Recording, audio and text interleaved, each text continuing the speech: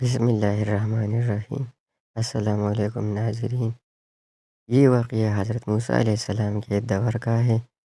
ایک دفعہ ایک آدمی آیا اور حضرت موسیٰ علیہ السلام سے کہا کہ میرے پاس سب کچھ ہے، مال، دولت، عزت اور ہر وہ چیز جو انسان چاہتا ہے، مگر میں مطمئن نہیں ہوں، ہر وقت بے چین رہتا ہوں، دل خوش نہیں ہے۔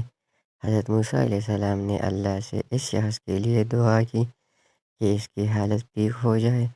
اللہ تعالیٰ نے حضرت موسیٰ علیہ السلام کو حکم دیا کہ اس آدمی سے کہے کہ جب وہ کسی ایسی چیز کو دیکھے جیسے دوسروں کے پاس دیکھ کر اسے حاجت محسوس ہو تو فوراً دعا کرے کہ یا اللہ اس پر اور زیادہ کر دے۔ چنانچہ اس شخص نے حضرت موسیٰ علیہ السلام کے حکم کی تعمیل کی، اور جہاں بھی اسے کسی کے پاس اچھے لباس، اچھی سواری یا مال و دولت نظر آتی، وہ دعا کرتا کہ یا اللہ اسے اور زیادہ عطا کر دے۔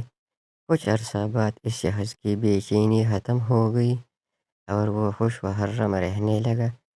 یہ واقعہ ہمیں یہ سبق دیتا ہے کہ حسد انسان کے دل کو جلا دیتی ہے اور اس کی خوشیاں ختم کر دیتی ہے۔